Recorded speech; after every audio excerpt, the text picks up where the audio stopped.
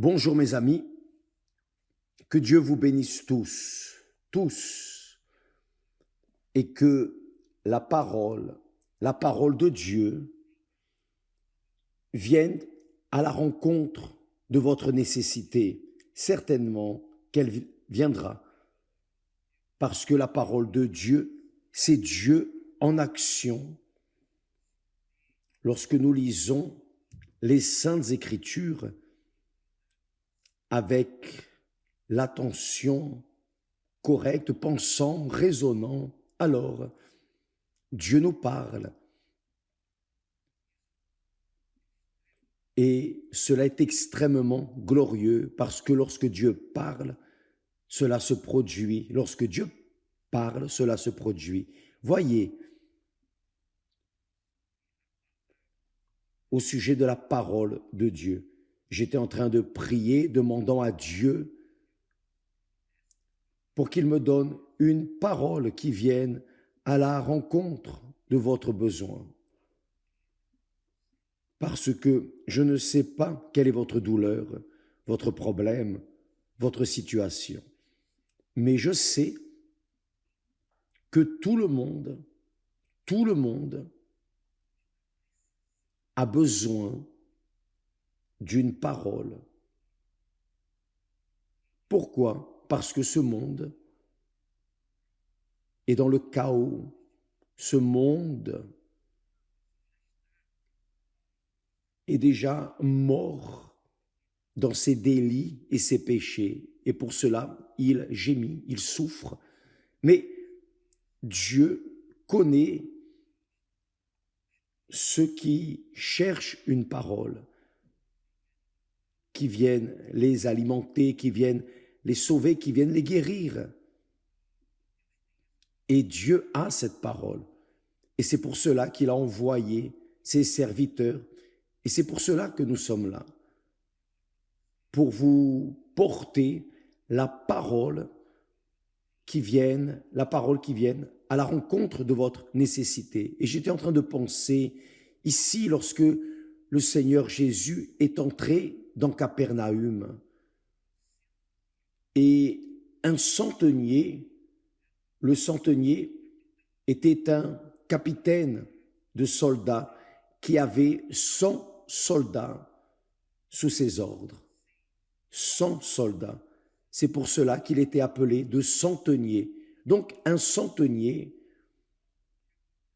est arrivé proche du Seigneur Jésus et lui a dit, « Seigneur, mon serviteur est couché à la maison, atteint de paralysie et souffrant beaucoup. » Voyez, cet homme, un soldat romain,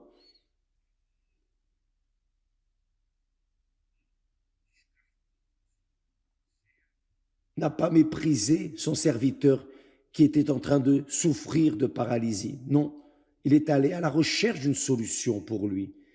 Et il a dû entendre parler du Seigneur Jésus et il est allé vers le Seigneur Jésus. Lorsqu'il a parlé ainsi, le Seigneur Jésus lui a dit, « J'irai et je le guérirai. » C'est tout ce que le Seigneur Jésus a répondu. Et le centenier lui a répondu en disant, « Seigneur, je ne suis pas digne que tu entres sous mon toit. » Le centenier savait qu'il était un pécheur. Certainement qu'il était un pécheur. Certainement qu'il utilisait son autorité romaine pour faire mal aux personnes, leur faire de la méchanceté de manière injuste. Donc il savait qu'il ne méritait pas. « Je ne suis pas digne que tu entres sous mon toit, mais dis seulement un mot, voyez, mais dis seulement un mot, et mon serviteur sera guéri. » Et c'est ce que je voulais que vous compreniez, mes amis, parce que ce texte est très glorieux, parce que il nous enseigne, il nous montre le pouvoir de la parole de Dieu. Mais ce pouvoir n'est manifesté que dans les personnes qui croient. Qui ne croient pas, ne voient pas ce pouvoir. C'est comme le médecin. Vous allez chez le médecin, mais vous ne croyez pas dans ce médecin, vous n'allez pas obéir. Et si vous n'obéissez pas, il ne pourra pas vous aider. Donc c'est un fait, c'est une réalité. Le monde tourne autour de la parole. Tout fonctionne autour de la parole. Les mariages sont faits autour de la parole. Ce n'est pas vrai. Les affaires sont faites autour de la parole. Les jugements sont faits sur la parole. Les politiciens utilisent la parole. Les professionnels libéraux utilisent la parole. Tout le monde utilise la parole. Il n'y a pas qui n'utilise pas la parole. Très bien. Dieu utilise également la parole. D'ailleurs, c'est sa parole qui fait la différence dans la vie des personnes, mais qui croient. Parce que si la personne ne croit pas, cela ne résoudra pas son problème. Donc, il a dit, Seigneur, dis seulement un mot et mon serviteur sera guéri. Car moi, je suis soumis à des supérieurs, j'ai des soldats sous mes ordres, et je dis à l'un va, et il va, à l'autre viens, et il vient, et à mon serviteur fais cela, et il le fait. C'est-à-dire, cet homme était très intelligent et bien instruit, car il connaissait l'autorité de la parole. C'est très fort, quelle chose merveilleuse. Et le Seigneur Jésus fut dans l'étonnement en l'ayant entendu. Le Seigneur Jésus fut dans l'étonnement en l'ayant entendu. Et il dit, il a profité de l'opportunité et a dit à ceux qui le suivaient, vous voyez, même en Israël, Israël, le peuple qui a reçu la parole en premier, même en Israël, je n'ai pas trouvé une aussi grande foi. Et ça, c'est la foi qui résout nos problèmes. Votre problème. Quel est le problème que vous affrontez? Quelle est la situation? Le problème de ce centenier, c'était son serviteur qui était paralysé, souffrant terriblement. Et il est allé demander au Seigneur Jésus un mot. Et je sais que vous vous connectez à nous quotidiennement, cherchant une parole. Oui ou non? Vous cherchez une parole qui vienne à votre rencontre, qui vienne à la rencontre de votre nécessité, de votre douleur, de votre problème. Et si vous ne trouvez pas cette parole en Dieu, vous n'allez la trouver en personne. C'est vrai. Lui seul donne la bonne parole, dans la bonne mesure, dans la bonne dose, pour que notre foi, alors, vienne être éveillée et que nous venions jouir des bénéfices de la foi dans sa parole. Mes amis, la parole de Dieu continue de la même manière comme le Seigneur Jésus a dit à cet homme qui était un pécheur. De la même manière, le Seigneur Jésus a dit au centenier, va. Le Seigneur Jésus a dit au centenier, va. Et qu'il soit fait selon ta foi, qu'il soit fait selon ta foi. C'est très intéressant. Et à l'heure même, le serviteur fut guéri, c'est-à-dire le Seigneur Jésus n'y est même pas allé pour prier pour le serviteur, le oindre, imposer les mains, rien de tout cela. Le Seigneur Jésus a seulement concordé avec le centenier. Va, qu'il te soit fait selon ta foi. Et à l'heure même, le serviteur fut guéri de la paralysie et du tourment dont il souffrait. Cela est très fort. Y avez-vous déjà pensé? Peu importe où que vous soyez en ce moment, peu importe l'endroit où vous êtes, n'importe pas non plus si vous êtes pécheur, pécheresse ou non. Dieu n'est pas en train de regarder la situation, notre situation de péché. Il regarde ceux qui croient dans sa parole, la foi qui nous rend justes devant Dieu. La foi, c'est elle qui nous donne la paix avec Dieu. Sans elle, il n'y a pas de paix. Si vous n'utilisez pas la foi, quelque chose que vous ne touchez pas, que vous ne voyez pas, mais vous croyez, c'est en vous. Vous croyez que Dieu existe et qu'il est le même, ce qu'il a été dans le passé, il est dans le présent et il le sera dans le futur. Vous le croyez maintenant. Maintenant même, vous êtes libre de cette douleur, de cette infortune, de cette situation que vous êtes en train de vivre en ce moment. Soyez libre maintenant. Soyez libre de ce tourment que vous passez depuis si longtemps, depuis tant d'années, peu importe, peu importe. Nous avons déjà dit, si vous êtes pécheur ou non, ce qui compte, c'est la foi. La foi. Le centenier, même étant un pécheur, il a demandé au Seigneur Jésus un mot, une parole, et que cette parole vienne vous apporter le résultat maintenant, parce que Jésus-Christ est le même hier, aujourd'hui, et il le sera éternellement. Le Seigneur Jésus a été dans l'étonnement devant cette parole, cette réponse du centenier. Je ne suis pas digne que tu entres sous mon toit. Vous n'êtes pas non plus digne que le Seigneur entre sous votre toit.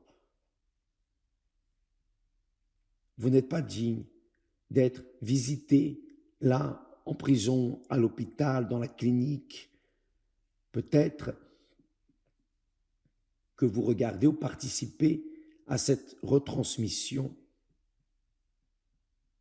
dans un camion, en train de conduire un camion, mais vous êtes attentif à cette parole. Et vous pensez, mon fils, j'ai laissé mon fils malade, et j'ai dû sortir pour aller travailler. Ah mon Dieu, je veux cette parole maintenant, parce que mon fils, ma fille est malade, mon épouse, mon époux, où que vous soyez, le Seigneur Jésus entre là. Il écoute votre prière, mes amis. Il vous entend autant qu'il m'entend, mais cela dépend de cette croyance. Vous croyez maintenant que de la même manière qu'il a entendu le centenier, il vous entend, vous croyez, alors maintenant, en ce moment, le tourment que vous passez, la situation critique, quel que soit le problème, il est résolu, car Dieu est grand. Et comme il est grand, il ne fait pas des choses insignifiantes, il ne fait que des choses grandes, extraordinaires, magnifiques. Donc, c'est comme dit le texte sacré, Le Seigneur Jésus est le même hier, aujourd'hui, et il le sera éternellement. Vraiment, oui, je crois. Donc, soyez libres maintenant. Soyons libres en ce moment de toute amertume, tristesse, douleur, souffrance. Soyez maintenant visités où que vous soyez et soyez littéralement du haut de la tête à la plante des pieds libres de cette malédiction qui est dans votre corps, car cette foi, aussi petite soit-elle, elle est puissante pour effectuer ce que vous voulez. Je crois, évêque. Vous dites, je crois. Vous croyez? Je crois. Je crois. Alors, croyant, vous concordez avec Dieu. Et là, ce sont deux personnes. Et le Seigneur Jésus dit que si 2 ou 3 concordent ici sur la terre, cela sera fait au ciel. Donc maintenant même, en ce moment, soyez libres de la situation, de cette préoccupation, de cette malédiction au nom du Seigneur Jésus-Christ. Soyez libres. Le Seigneur Jésus a dit, va, qu'il te soit fait selon ta foi. Alléluia. Et à ce même instant, la parole de Dieu est arrivée jusqu'au paralytique et il a été guéri. Il n'a même pas entendu cette parole, mais le centenier l'a entendu. Et il a cru, il a concordé avec le Seigneur Jésus.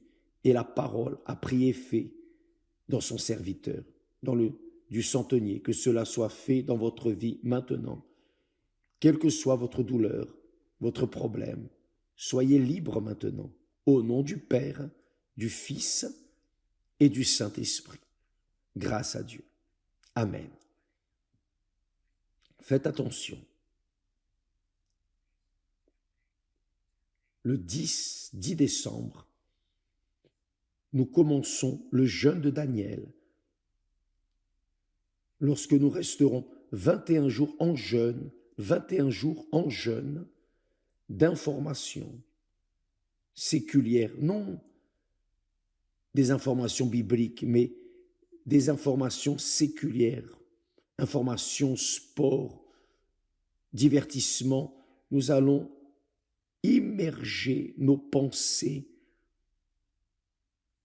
ensemble, dans une seule foi, un seul esprit, un seul cœur, devant Dieu. Nous allons penser, copenser de Dieu, 21 jours. Et je sais que cela est un grand sacrifice, mais le résultat sera le déversement du Saint-Esprit sur tous ceux qui croiront et exécuteront. D'accord? Le 10 décembre, nous commencerons, et je préviens déjà avec pas mal d'avance pour que vous vous prépariez, tout comme la fiancée se prépare pour le mariage. Préparez-vous pour le 10, pour commencer cette campagne de foi. Vous n'avez pas besoin de sortir de là où vous êtes. Il vous suffit d'élever vos pensées pendant 21 jours dans les pensées de Dieu.